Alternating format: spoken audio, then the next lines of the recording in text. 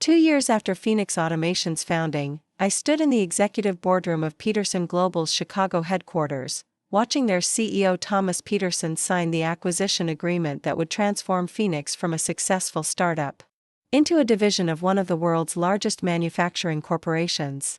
The irony wasn't lost on me. After refusing to be acquired by my father's company, I was now choosing to be acquired by one of his former clients. Before we jump back in, tell us where you're tuning in from, and if this story touches you, make sure you're subscribed, because tomorrow, I've saved something extra special for you. But this was different. This was my choice, made from a position of strength rather than desperation, with terms that preserved Phoenix's independence while providing the resources for global expansion. Most importantly, it was a decision made without the weight of family obligation or the burden of proving anyone wrong. "Congratulations, Samantha," Thomas said, setting down his pen with a satisfied smile. "Welcome to the Peterson family of companies."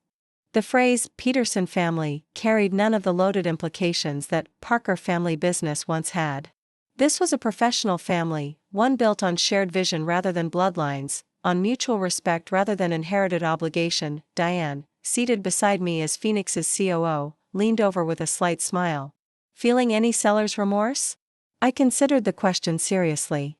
Phoenix had grown beyond my wildest projections, 847 employees across 6 offices, serving clients on 4 continents, with our automation technology now industry standard rather than innovative advantage.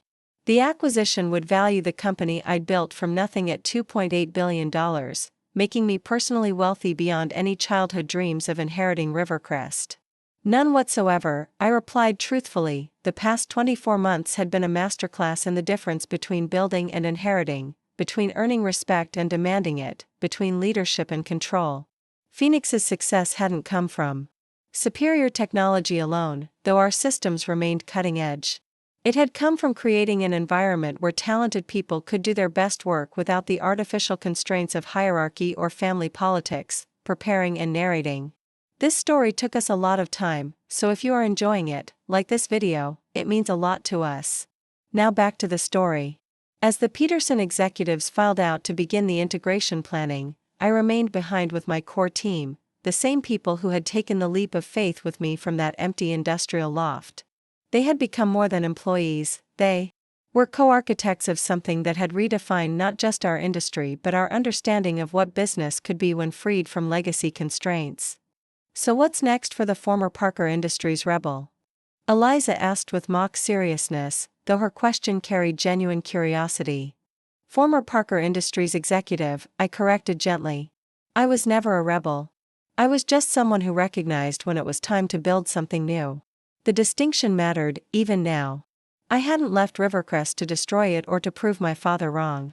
I had left to create something that reflected my own vision rather than someone else's limitations. The difference between those motivations had shaped everything Phoenix became. Gerald, whose client relationships had proven invaluable in Phoenix's early growth, raised his coffee cup in a mock toast to building something new, then, and to the most expensive corporate education Vincent Parker never intended to provide.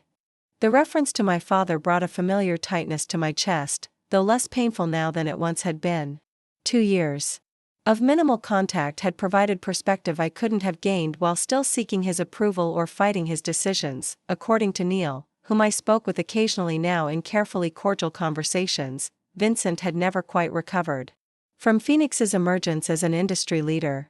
The realization that his daughter hadn't just left to join a competitor but had created the competition itself had shaken his understanding of control and loyalty in ways that went beyond business. Rivercrest had stabilized, somewhat. They'd found their niche as a traditional manufacturing company, serving clients who valued established relationships over technological innovation. The company employed about 400 people now, half their peak workforce, but the operation was sustainable, if not thriving. Neil had grown into competent if uninspired leadership, managing the company's contraction with careful attention to efficiency rather than growth. My father remained chairman but had stepped back from daily operations after a minor heart attack 18 months ago. According to Neil, he spent his time at the country club or in his study, reviewing financial reports from Phoenix's quarterly releases with the intensity of a military strategist studying enemy intelligence. "He's proud of you," Neil had told me during one of our rare phone conversations 6 months ago. He'd never admit it, but he keeps every article about Phoenix in a folder in his desk. Wall Street Journal, Forbes, Industry Week, all of them. The revelation had surprised me more than I'd expected. Not because I still craved Vincent Parker's validation, but because it suggested a capacity for growth I hadn't believed he possessed. "Has he ever said anything directly?" I'd asked. "Once," Neil had replied after a pause. "Last month, when Peterson Global announced they were considering the acquisition. He said, she built something worth buying. More than I ever gave her credit for. Progress, perhaps. Or simply an old man's grudging acknowledgement of facts too obvious to deny. As my Phoenix team began discussing the transition details with Peterson's integration specialists, I excused myself to take a call from Patricia Harrington. Even 2 years later, she remained our primary legal counsel, her firm having grown alongside Phoenix's expansion. "Samantha," Patricia's voice carried the satisfaction of a lawyer whose client had just closed the deal of a lifetime. "The acquisition documents are filed. Phoenix Automation Systems is now officially a wholly owned subsidiary of Peterson Global, with you retaining operational control as division president." Division president. The title carried more real authority than CEO of Rivercrest ever had. Because it was earned rather than inherited, because it came with resources rather than constraints, because it represented capability rather than family position. "Thank you, Patricia, for everything. From that first day when you helped me understand my options to this moment." "My pleasure," she replied warmly. "Though I have to ask, any second thoughts about the road not taken? About what might have been different if your father had made a different succession decision?" I'd pondered this question countless times. Over the past 2 years, usually late at night when the business victories felt hollow without family to share them with. The answer had evolved from bitter certainty to philosophical acceptance. "Different doesn't necessarily mean better," I said finally. "If Dad had chosen me as CEO, I would have inherited Rivercrest's limitations along with its assets. I might never have discovered what I was capable of building from scratch." "Spoken like someone who's found peace with her choices," Patricia observed. "Spoken like someone who's learned the difference between being chosen and choosing herself." After ending the call, I returned to the Peterson conference room to find my team engaged in animated discussions about the integration timeline. Their excitement was infectious, not because we were being absorbed into a larger corporation, but because we were gaining the resources to expand Phoenix's reach globally. Raj approached me with a tablet showing the preliminary organization chart Peterson's HR team had prepared. "Want to review the proposed reporting structure?" I studied the document, noting how carefully Peterson had preserved Phoenix's operational independence while integrating us into their broader strategic framework. Unlike the hostile takeover scenarios I'd witnessed in other acquisitions, this felt more like a strategic alliance, one where Phoenix's expertise would influence Peterson's approach rather than being subsumed into their existing culture.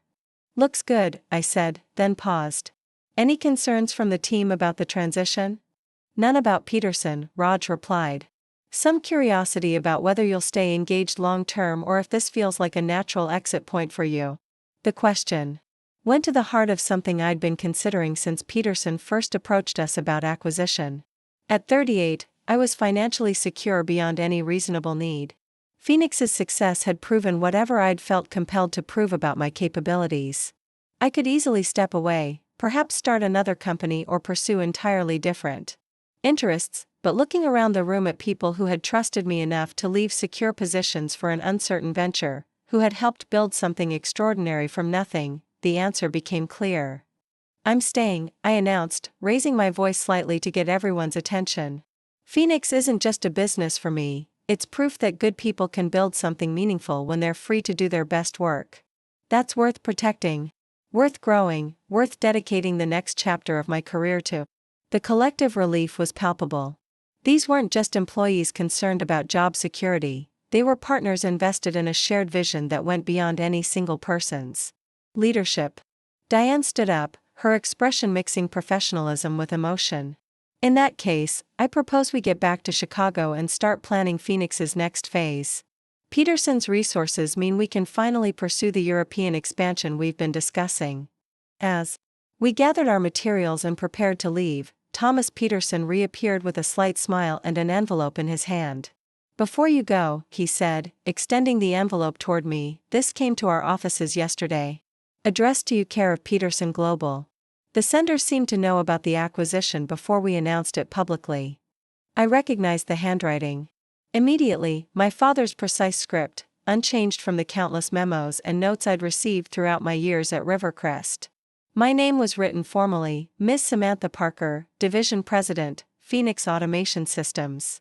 "Thank you," I said, accepting the envelope but not opening it immediately. Whatever Vincent Parker had to say after 2 years of silence could wait until I had privacy to process it properly. The flight back to Chicago provided that opportunity.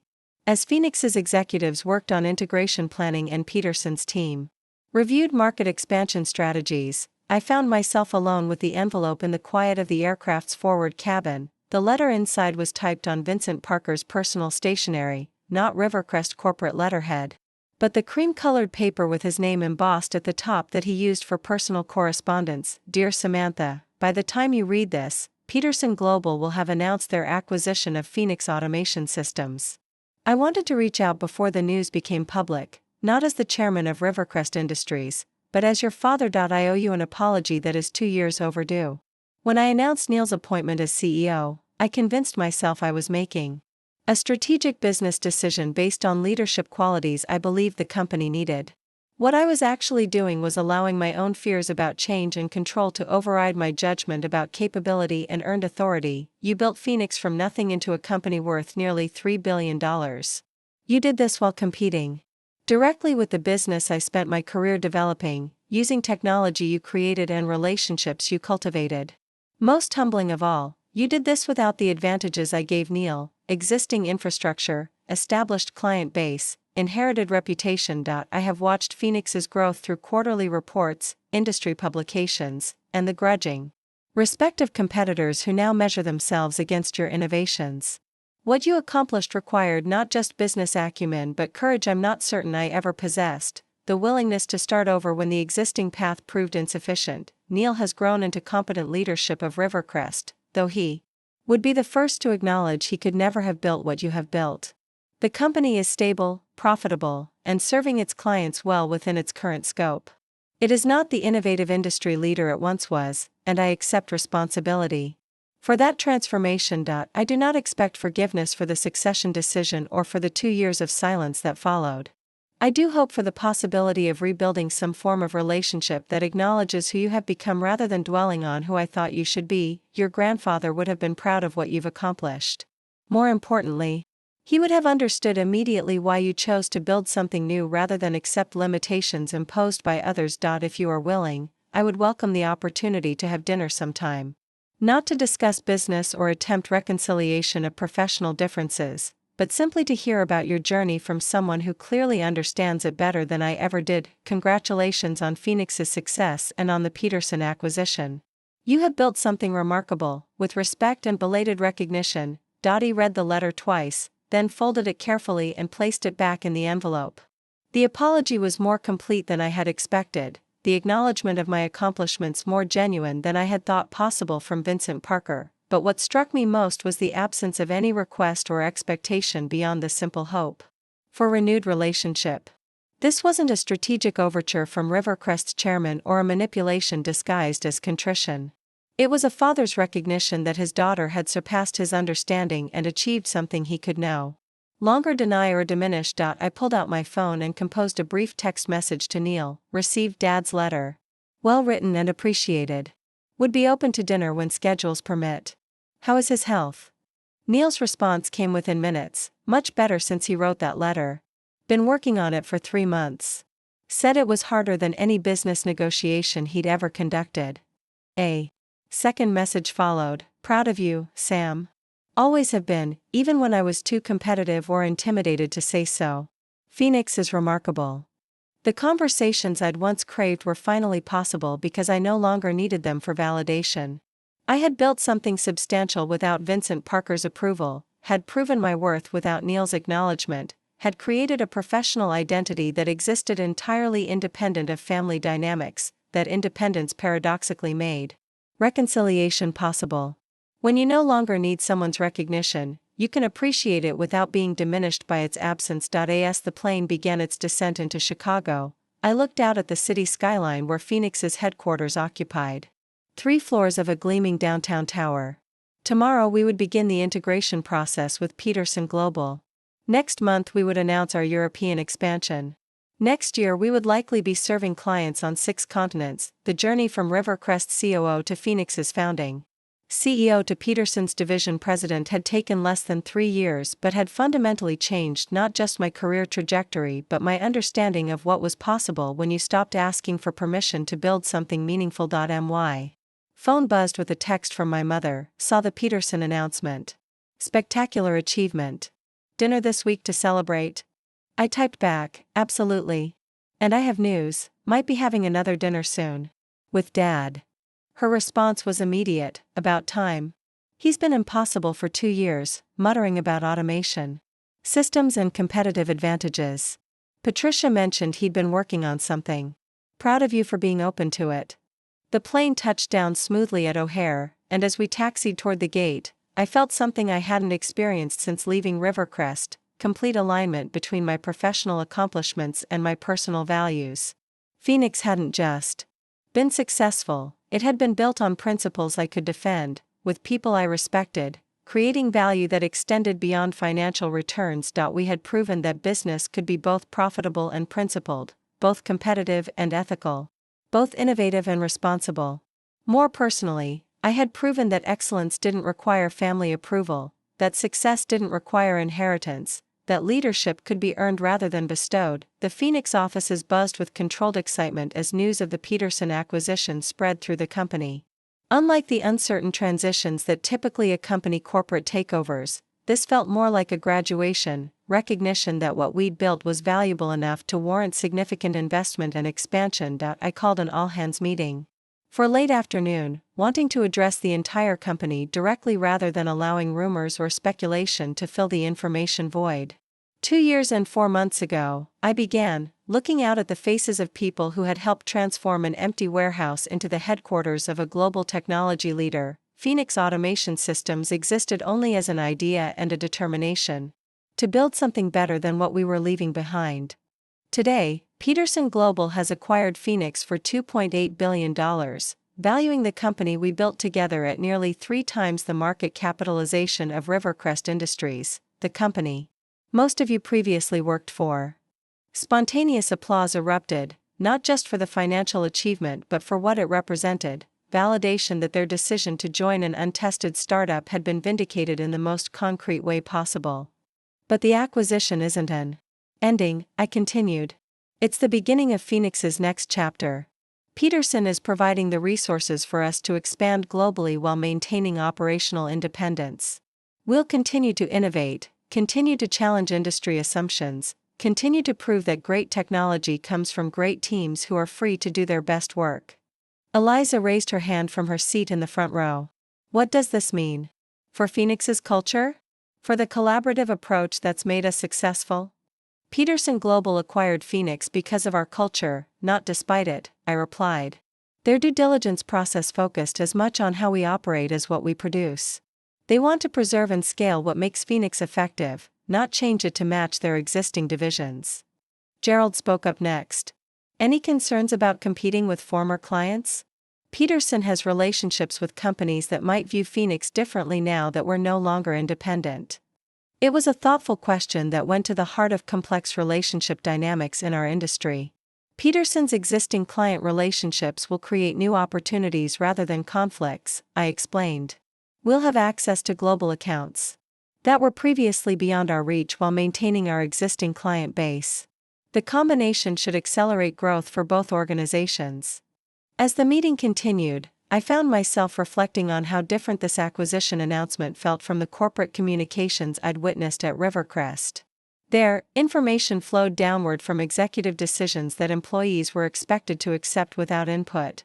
Here, questions were encouraged, concerns were addressed directly, and the entire team understood they were partners in Phoenix's evolution rather than merely beneficiaries of management decisions. After the formal session ended, smaller groups continued discussions throughout the office.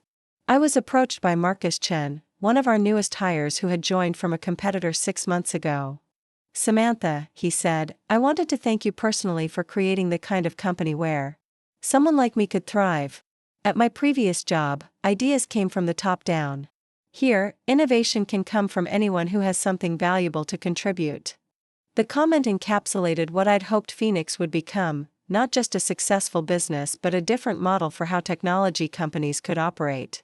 We had proven that exceptional results didn't require hierarchical control, that breakthrough innovation could emerge from collaborative teams rather than individual genius, that sustainable growth came from developing people rather than merely deploying capital. As the day concluded, I found myself alone in my office, looking out at the Chicago skyline as the sun set behind the buildings. The city lights began to twinkle, each one representing businesses, dreams, ambitions, the collective energy of people building something they hoped would matter. My phone rang, displaying a number I recognized but hadn't seen on my caller ID for over 2 years. "Hello, Dad." "Samantha." Vincent Parker's voice carried unfamiliar notes, uncertainty, perhaps even nervousness. "I wasn't certain you'd take the call. I read your letter on the plane. It was unexpected." A pause. "I hope it was also adequate. I've been drafting various versions for months, never certain how to say what needed to be said." I settled back in my chair, looking out at the city where I'd built a new life and a new identity. It was more than adequate. It was honest, which I appreciated. "The Peterson acquisition," he continued, "congratulations. $2.8 billion represents remarkable value creation in such a short time." "Thank you." Another pause, longer this time. "Would you be willing to have dinner with an old man who has finally learned to recognize excellence even when it challenges his preconceptions?" The question carried more vulnerability than I had ever heard from Vincent Parker. This wasn't the commanding patriarch or the strategic CEO. This was a father asking for a chance to know the daughter who had surpassed his understanding. "Yes," I said simply. "I'd like that." We arranged to meet the following week at a restaurant. Neither of us had been to before, neutral territory for what would undoubtedly be a complicated conversation. As I hung up, I felt a mixture of curiosity and caution. The hurt of 2 years ago had faded into perspective, but trust would need to be rebuilt gradually. Diane knocked on my door, carrying a bottle of champagne and wearing a smile I hadn't seen since Phoenix's incorporation papers were first filed. "Thought we should mark the occasion properly," she said, displaying the bottle. Dom Perignon seemed appropriate for a $2.8 billion exit. "It's not an exit," I corrected, accepting the champagne with gratitude. "It's a transformation." She poured 2 glasses, handing me one with a flourish. "To transformation, then. And to the most expensive education Vincent Parker never intended to provide his daughter." We drank in comfortable silence, 2 women who had built something remarkable together while navigating the complicated intersection of family business and personal ambition. "Any regrets?" Diane asked eventually, echoing the question I'd been asked multiple times over the past few days. I considered it seriously, looking around my office at the awards and recognition Phoenix had received, the photos of our team at various industry events, the technical diagrams that represented innovations we'd brought to market. About leaving Rivercrest? None. About the way it ended? Some.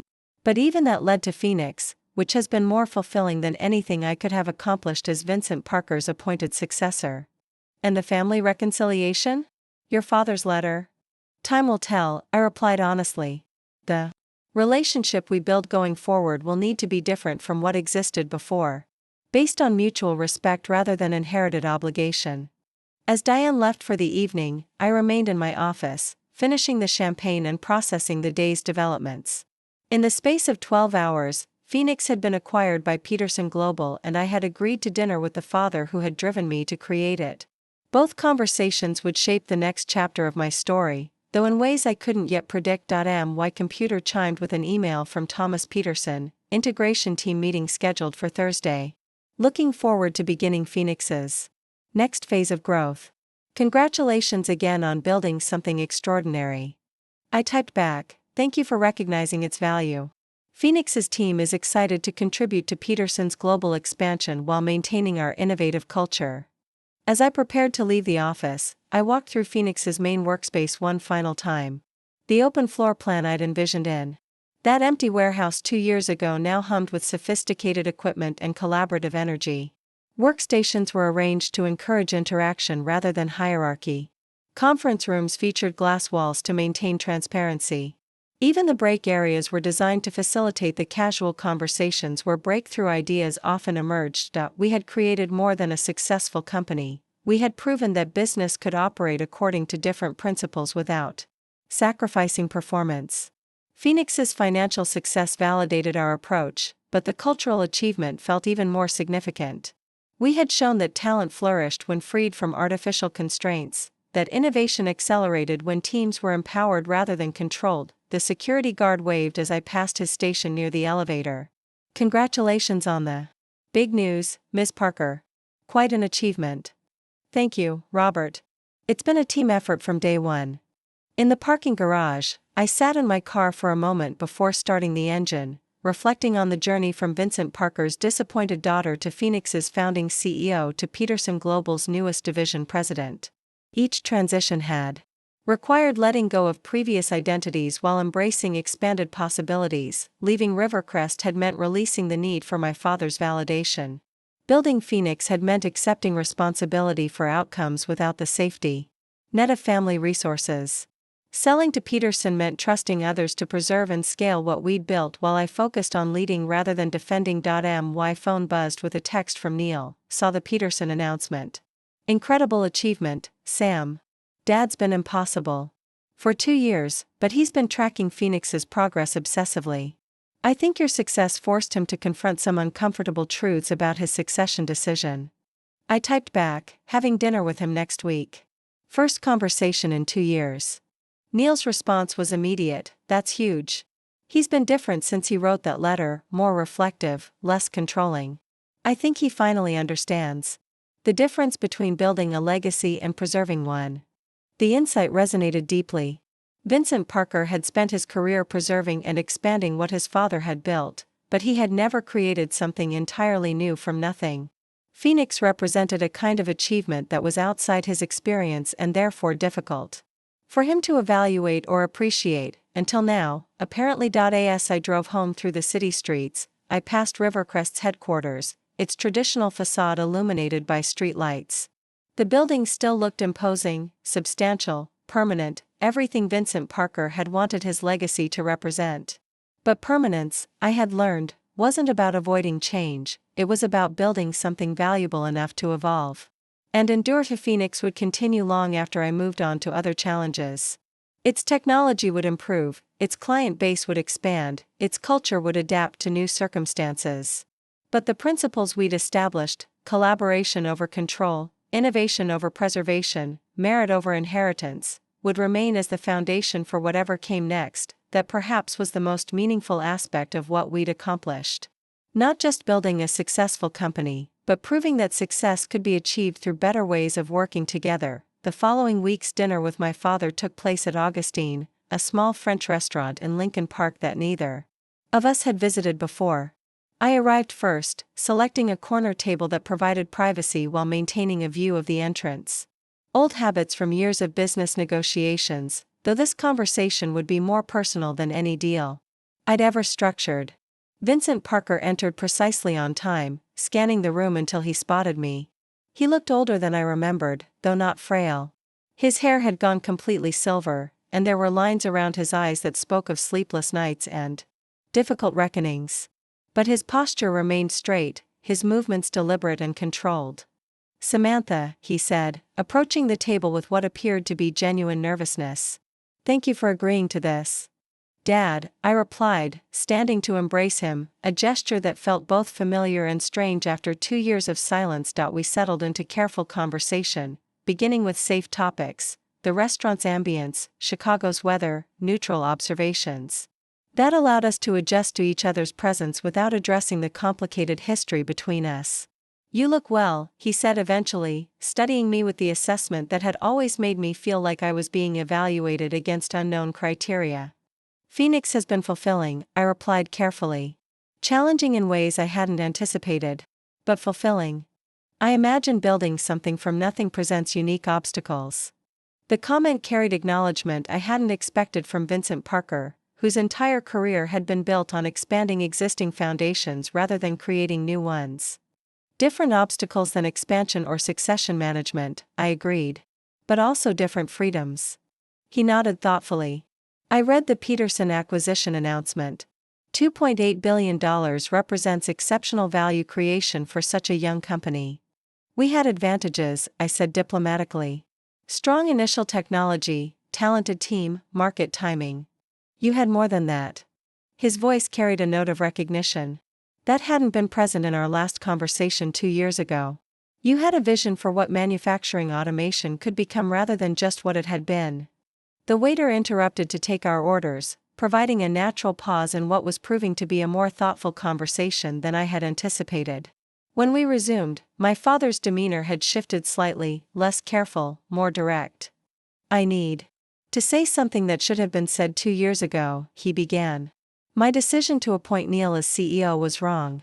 Not just strategically wrong, though it was that. It was wrong because it ignored merit in favor of other considerations that had nothing to do with leadership capability. I waited, neither agreeing nor disagreeing, letting him continue. Neil is a competent manager, he went on. He stabilized Rivercrest, maintained client relationships, overseen efficient operations. But he could never have built Phoenix. He lacks the vision, the courage, the innovative thinking that your accomplishments required. The admission hung between us, more complete than I had expected or perhaps even hoped for. What made you realize this? I asked, genuinely curious. About his thought process. He smiled ruefully. Watching Phoenix's growth while Rivercrest contracted. Reading industry analyses that credited your innovations with transforming manufacturing automation standards. But mostly, recognizing that what you built required capabilities I had never fully appreciated or properly valued. Our conversation continued through dinner, covering topics we had never discussed during my years at Rivercrest, his relationship with his own father, the pressure of inheriting rather than building, his fears about change and loss of control. That had influenced the succession decision. Your grandfather, he said as we finished our main courses, built Rivercrest by taking risks I was never comfortable taking. Conservative expansion, proven markets, established relationships, those were my preferences. You inherited his appetite for innovation along with the business sense to execute it. The comparison to my grandfather felt significant, recognition of characteristics Vincent had apparently observed but never previously acknowledged. Regrets about the path not taken? I asked, turning his own question back to him. He considered carefully before responding. Regrets about not recognizing who you had become, yes. About not appreciating what you were capable of building. But not about your decision to leave. You needed to prove something to yourself that couldn't be accomplished within Rivercrest's existing structure. The insight surprised me with its accuracy. Vincent Parker, for all his limitations, had apparently understood aspects of my motivation that I hadn't fully articulated even to myself. As we prepared to leave the restaurant, he handed me a small wrapped package. Something I've been meaning to give you for some time. Inside was a vintage photograph of my grandfather standing in front of the original Rivercrest facility, circa 1958. On the back, in my grandfather's handwriting, was inscribed, "To Vincent. Build something worth inheriting. Then trust the next generation to make it better." He wrote that when he promoted me to president, my father explained. I understood the first part but struggled with the second. You've accomplished both. The gift was more meaningful than any corporate recognition I'd ever received. It connected me to family history while acknowledging my independent achievements. Thank you, I said, genuinely moved. For the photograph and for tonight. As we parted ways outside the restaurant, my father paused. Would you be open to occasional dinners? Not to discuss business or attempt to rebuild what was, but simply to maintain connection as we both continue building our respective legacies. Yes, I said without hesitation. I'd like that very much. Driving home, I reflected on how much had changed in the space of a single conversation. The anger and hurt that had motivated Phoenix's founding had been replaced by something more complex, understanding tinged with sadness for opportunities missed but appreciation for growth that wouldn't have been possible without the separation. Vincent Parker would never be the father I had needed during my years at Rivercrest, but he might become someone I could respect and even enjoy knowing as we both navigated the next phases of our careers and lives. 6 months after the Peterson acquisition, Phoenix had exceeded every integration milestone while maintaining its innovative culture and collaborative approach. Our European expansion was ahead of schedule, with offices in London and Frankfurt serving clients across the continent. The automation technology that had started as my personal intellectual property was now being licensed to manufacturers in 12 countries. More personally, my relationship with my father had evolved into something neither of us had expected: regular dinners where we discussed business philosophy, industry trends, and occasionally family history without the undercurrent of disappointment and unfulfilled expectations that had characterized our previous interactions. Neil and I had also developed a more genuine relationship, built on mutual respect rather than sibling rivalry. Rivercrest's more modest scope allowed him to demonstrate competent leadership without the pressure of competing with Phoenix's innovations. We even collaborated occasionally on projects where our company's capabilities complemented each other. "You know what's interesting?" Neil had observed during one of our quarterly catch-up calls. "Dad's happier now than he's been in years. I think Phoenix's success allowed him to finally appreciate what you were capable of without feeling threatened by it." The insight felt accurate. Vincent Parker's identity had been so intertwined with Rivercrest's dominance that my success within the company would have challenged his understanding of his own contributions. Phoenix's independence allowed him to admire my achievements without feeling diminished by them. On a Thursday evening in late spring, I found myself working late in Phoenix's headquarters, reviewing expansion plans for our Asian operations. The office had evolved significantly since our Peterson acquisition: larger, more sophisticated, with satellite offices connecting us to clients worldwide. But the collaborative workspace design remained unchanged, still encouraging the kind of spontaneous innovation that had defined our early culture. My phone buzzed with a text from Patricia Harrington, Harvard Business School, called. "They're developing a case study on Phoenix's founding and growth trajectory. Interested in participating?" The idea of Phoenix becoming a business school case study felt surreal, our journey from startup to global division immortalized as an example for future entrepreneurs to study and debate. But it also felt appropriate.